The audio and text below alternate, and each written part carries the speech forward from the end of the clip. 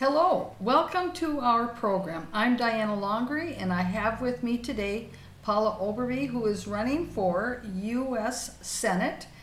And thank you very much for being here for our program today. Well, thank you for having me. It's always a pleasure. Yes, now, of course, I- we have an upcoming primary election, August 11th, which is very important. And I know you're going to tell our viewers why that's so important. And and I also want our voters to know that early voting is going on now. Right? Yes. So they can probably vote at a local city hall, or might be a little late to get a mail-in ballot, but there will be polling locations. Uh, from my perspective, it's a very important primary, and my focus is on the issues, right? And I want people out there voting on the issues.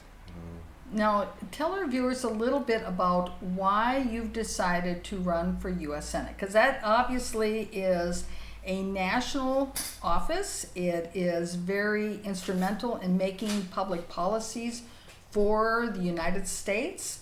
And, well, you know, a lot of people, they feel like they can't be really in touch with their senators. So tell us a little bit about why you ran, why you're running. Well, I would love to put people in touch with their senator. That's been a focus. My focus has really been on political organizing. So I'm really focused on restoring democracy. We've seen a tremendous decline in our access to politics and politicians. We don't see public debate and forums and public comment are all things that are disappearing. So that's why I run at the federal level. Politics, of course, is local, and it's very important that we have, that we look at our local politicians. They have the biggest influence over our lives. But we have given tremendous control to the state and federal level. And so we need, I'm a progressive, we need people at all levels. Mm-hmm. Now, you're running against Tina Smith, correct? Yes. And she's was first appointed to the office. And tell us a little bit about how you would challenge her record.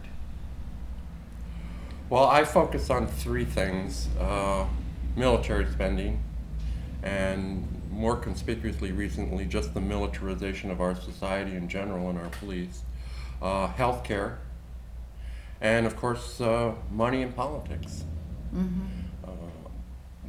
Tina Smith and I are on opposite ends of the spectrum on all three of those issues, very critical issues. Mm-hmm. And so, in some ways, if you were to look at, say, for instance, healthcare, for instance, I know that you're a big supporter of single-payer healthcare, the Medicare for all, and so that people can have health care, and we're not talking about health insurance, health care. I mean, there's a Healthcare. distinction there. She's not a single-payer healthcare advocate, is she? Definitely not, no. I want to back up just 1 second and Yes. give you one more issue. Yes. And that would be the environment and sulfide mining up on the North Shore. So Oh. maybe we can get back to that. Yes, absolutely. But with respect to healthcare, she definitely does not support universal healthcare or a single payer model. Medicare for all is what a lot of people know it as. Quite the opposite, really. It's worse than that. What she supports is Medicare Advantage. So really, she supports the elimination of our existing Medicare system in favor of a commercial product, which is, deceptively labeled Medicare Advantage. Mm-hmm. And isn't that a movement that is moving in Congress at the national level in both the Republican and the Democratic parties? That it isn't just a one party promoting that issue, that is actually the issue that is being promoted primarily by both Republicans and Democrats. That's very, very true, yes. All of our representatives in Minnesota, both House and Senate, 8 House representatives and 2 senators, all supported Medicare Advantage. Mm-hmm. So it's a bipartisan issue. And I think that this is something that a lot of viewers don't realize, because they think that the Republicans are on one side of the health care issue and the Democrats are on the other. And that's not the reality. That in general, they are actually a united front in support of the health insurance companies and the policies they would like to see. Very much so. And I think that's particularly true in Minnesota. Tina Smith, in particular, heavily invested in healthcare stocks. You know, she wants to represent our healthcare interests. She needs to divest herself of those healthcare stocks and that capital interest. The healthcare industry really has an excessive influence on our legislature. One of the things that I work on with the health policy advocates is a audit of our HMOs. They've been operating in the state for 40 years. They've never been audited according to any generally accepted principles of accounting. So. And I know that a few years back at Capitol Hill in Washington, D.C., there were actually hearings that were done at the U.S. House of Representatives level. Of course, you're running for Senate, but still this is information that is pertinent to what's going on in Washington, D.C., that there were these hearings about the HMOs and about that accountability, and it was stonewalled by, in essence, representatives from Minnesota, including Betty McCollum. Yes, very true, and people don't understand that. You know, they talk about improving the ACA, they talk about reducing drug prices. I don't know if we have any major drug manufacturers in Minnesota. We do have device manufacturers. And so one of their enhancements to the ACA was to eliminate the 2% device tax, right, that helped fund the ACA. That's their enhancement, right? Not lower cost health care, not better health care, not more access to health care, especially in rural areas. So. And I think a lot of people are under the impression that because we have the Affordable Health Care Act, that means that more people are actually insured and that they have health care. And that's, from my experience, that is not actually an accurate statement at all, because there's still gaps of people that really do not have health insurance because they don't qualify for the means-tested health care that they could get under the Affordable Care Act, and yet on the other hand, because they're self-employed or whatever reason, to fund their own health care insurance is cost prohibitive and a $10,000 deductible. So what's the point of that? I totally agree with that. I mean, that was the major inadequacy of the Affordable Care Act. A lot of people, well, first of all, the people that did get insurance, which you're commenting on, had deductibles of $5,000 to $10,000, right? They could barely afford the premiums, much less actually afford health care. The other side of that, of course, was the individual market, right? The self-employed people. Their rates went up 20, 30% for years. The next approach that they came up with was reinsurance. And again, Tina Smith, our representatives support this. What reinsurance does is raise your taxes to lower your premiums. So they put more tax dollars into the healthcare system to lower premiums for the individual market, which again is more profits for healthcare CEOs and less healthcare for us. Right, and many of our viewers are probably familiar with how single-payer healthcare, how that would work, or the Medicare for All model, how that would work. But there may be some viewers out there that they've heard the terminology, but they really don't know what the difference is between what the Affordable Care Act is and the proposal that you back and the single-payer healthcare model that you back. Could you give them a brief explanation as to how it is different and how you would go about implementing this type of model when you're elected? Well, I support basically the bill that's been presented by Paula in the Congress. So there is legislation that's already drafted for this. And I think what people don't understand, first of all, one thing people are afraid of is losing something that maybe they already have, right? So it's a little bit of the unknown. I think that's a big part of people's fear. But the cost benefits are just, and the other fear, of course, is that it's going to cost too much, right? Which is kind of what the whole reinsurance program is about, that nobody even knows about. But the benefit, of course, is that you have this enormous reduction in administrative costs, right? Billing. How many people love to deal with their insurance company over billing? How many people have gotten a bill for somebody that's out of network? How many people have tried to figure out what it's going to cost, right? There's no way you can shop for health care. There's no transparency. There's no accountability. All of those things would be eliminated under a universal health care plan, Medicare for all. People that have it, they love it, right? You know, the insurance companies spent a lot of money creating marketing hysteria about the Canadian health system.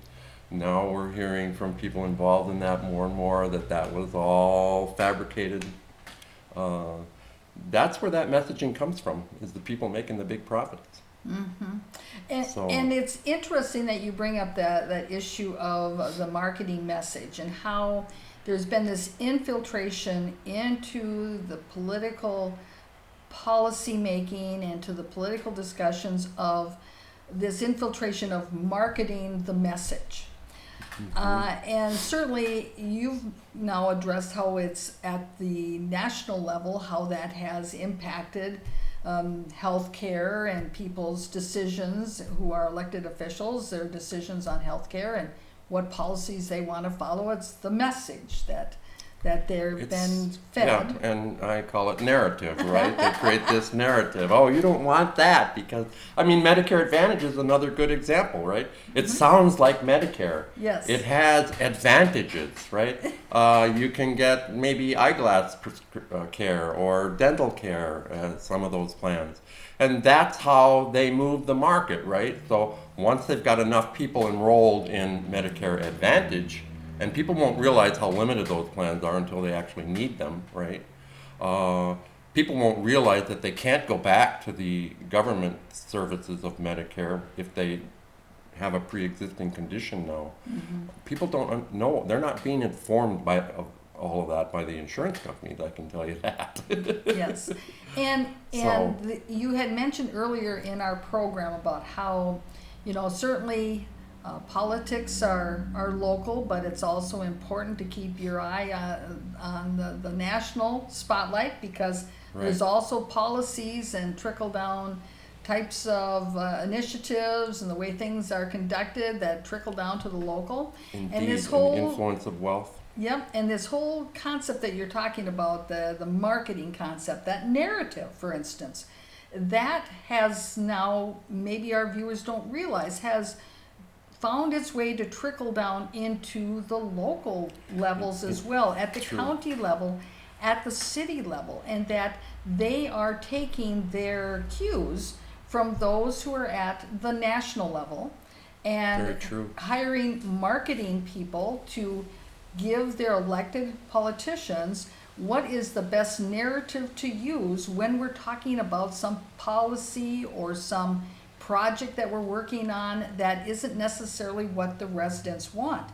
And we've actually, on some of our programs, have provided film footage of some of those workshops where those marketing individuals are actually telling county commissioners how to frame the topic, how to talk about it, how to frame the issue and their three-legged stool on how best to sell the concept to the public without giving the public the information so they can be informed. And so you're describing exactly what has come from the national levels is now here at home.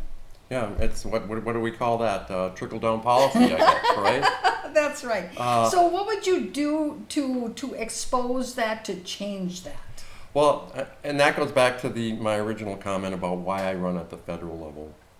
And that was specifically or very conspicuous this year with the pandemic, right? It was a really crushing blow to a political campaign. and this one in particular. So we have transitioned a lot of our effort and energy into supporting local candidates, right? A couple of House candidates, a couple of state Senate candidates. And so I am still continue to be focused on building that coalition, right? It's what I'm referring to basically as a candidate movement, right? Rather than a third party. I've looked at those options. I've run with the Independent Party. I ran with the Green Party. The political situation that we're into today makes it virtually impossible for a third party at this point in time. And so in essence what you're saying is that in order to bring about change, you have to be part of one of the two major parties and then work within that party to bring that change about. And that means, as you are running as a candidate against the DFL's endorsed candidate, Right. because she doesn't stand for your principles.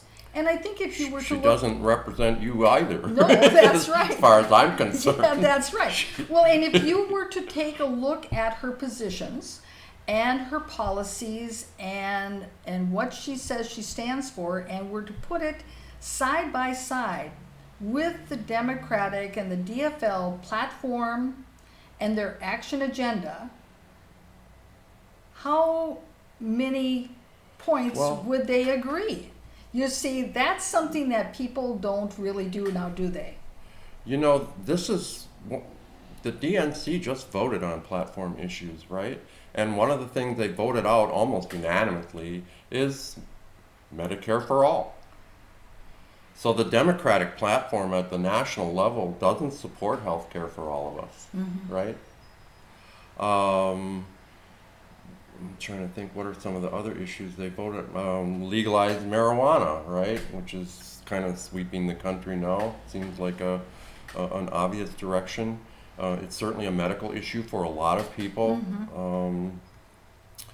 So I guess maybe Tina Smith is reasonably consistent with the DFL platform. Right. Well, and maybe at the But- national level, but here in Minnesota, our state platform, Does call for it. Here in Minnesota, Yes. we have the Minnesota Health Plan, right? yes, Which is very, very popular with healthcare providers. It's certainly well supported by the nurses. A fair number of our legislative representatives are behind it. We had a tremendous level of support from legislators on our request for an audit, but we still can't get it done, right? This is the power of corporations that people just don't really realize. yeah. You know, I was just having a conversation with somebody else the other day, and we were talking about the healthcare issues and about the type of care that you get once you are in the system, and talking about what is covered, what isn't covered, that whole thing about how do you go through all these insurance loopholes in order to get the benefits and the health care that you need. And they were discussing their frustration to me about how they just couldn't see why they had to go through all these hoops that they had to jump through in order to get the care they needed. And I mentioned to them that many of these hoops that a person needs to go through are actually established by the insurance industry. That they're yeah. not established by the doctors, they're not established by the hospitals or the clinicians. They're actually set up by the insurance agents, insurance companies, and their actuarial processes. Yeah. Because it's all based upon their risk assessment of a particular type of health issue, and that if you take this step and that step and the other step, now it will reduce the risk to the insurance company, not with regard to the best practices or outcome with regard to that patient and customizing the care to that patient. And so you really have your insurance company at your bedside, making the decisions that your doctor should be making. That is so true. I worked for a pharmacy benefit manager for a time, and the job was really basically just to say no. So, I mean, they pay exorbitant amounts of money to a large team of doctors to try and deny claims, right? And on the other side, you got doctors submitting all this documentation trying to approve a claim. People have no idea how much wasted money there is in our healthcare system. And universal healthcare would fix that. Right. Yeah, I think that's very important. Now But you also talked about risk, and I want to Yes, make one yes, thing. by all I means. want to make, because our representatives know this, right? And they're not doing anything about it. They do know that. Yes. They, in fact, it was a Republican from, I think, Illinois or Iowa, forget his name offhand. But what the insurance companies did in billing Medicare was inflate the risk scores, right? So Medicare pays a higher rate for, people that need greater services because they're less healthy or they're higher at risk. They built the Medicare system for some, I hate to quote exact numbers because I don't have my notes in front of me, but some $70 billion to $140 billion between 2015 and 2018.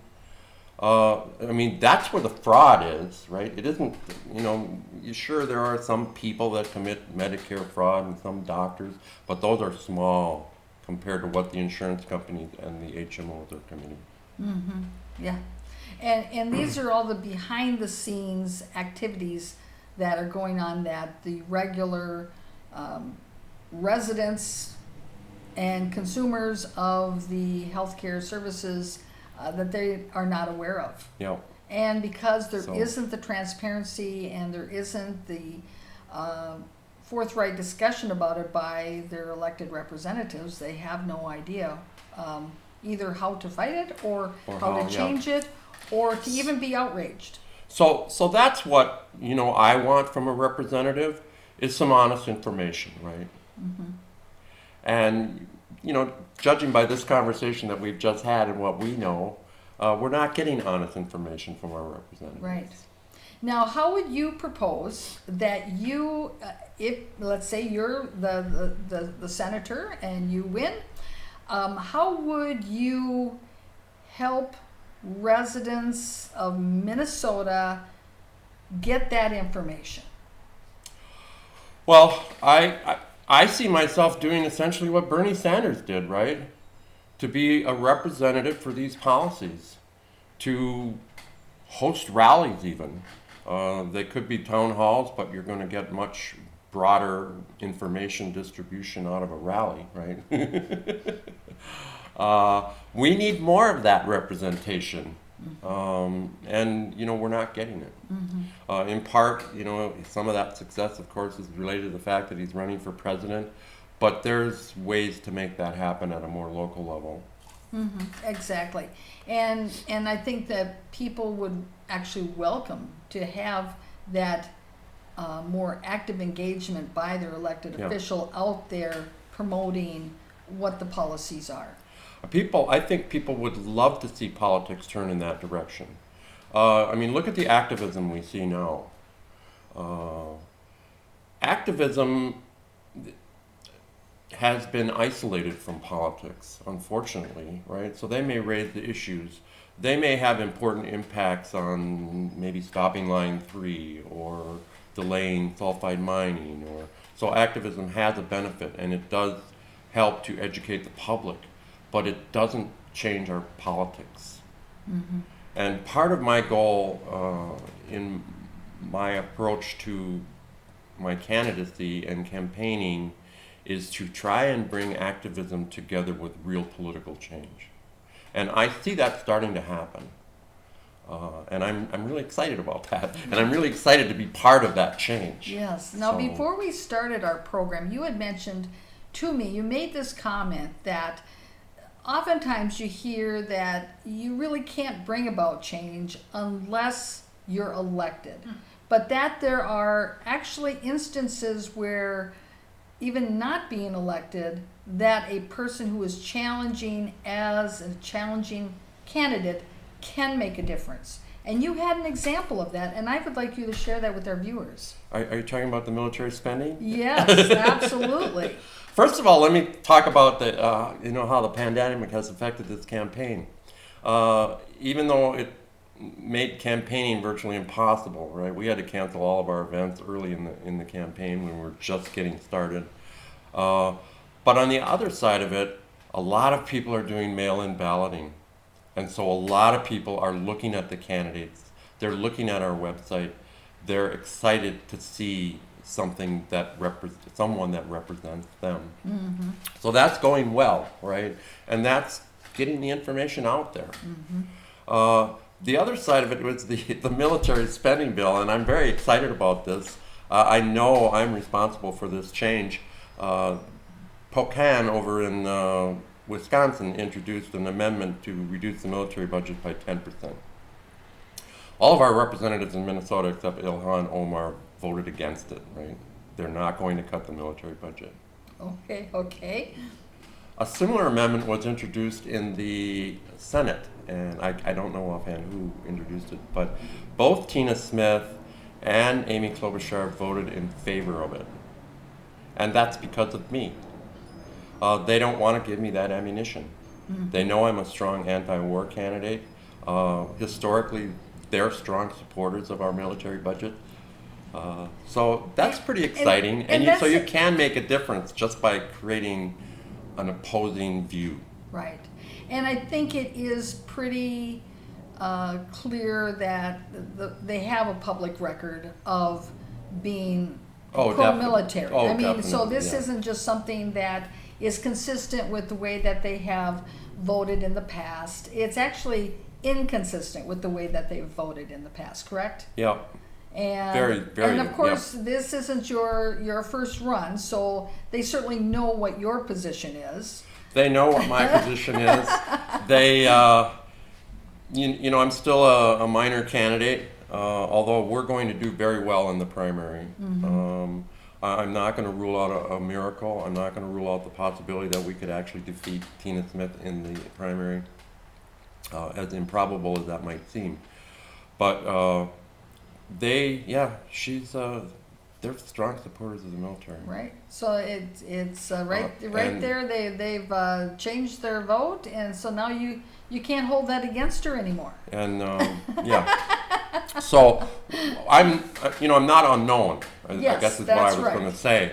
I've met with a lot of people. Last year I ran against Amy Klobuchar, actually. I've been in all 87 counties. That's always her claim to fame. I've talked to a lot of people. A lot of people know me. I've been at this a long time. And organizing is what I do. Right. But I'm organizing at a level that's very challenging. So it's been slow to develop, but I'm excited about the progress. Right. But you got a garage. Yes, we do. And we have only a few minutes left of this half-hour segment. So in wrapping it up, any last thoughts that you would like to pass on to our viewers? Vote. Look up our website. Go to paulaoverby.com. Look at the issues. I think you're going to find what you like, and get out there and vote, because we can do this. Yes. We can make a difference. And that date again is August 11th, and you can certainly vote early. There are certainly absentee ballots that are available if you request one, but you have to make sure that you do that soon enough, otherwise you won't get your ballot so you can vote. You can also vote at your county seat. Most counties do have their election office open so that you can go there and vote early. And most polling places are also going to be open on election day. Yes, polling places will be open on election day. It may be a little bit late to get a mail-in ballot, but you can still vote early, Yes. as you said. And of course, you can still vote on primary day, August 11th. Yes. So we'd definitely like to have your vote. Thank you. Thank you for being here. And please tune in. We'll have another segment that will be available online as well that I'm sure you'll find interesting. Bye-bye.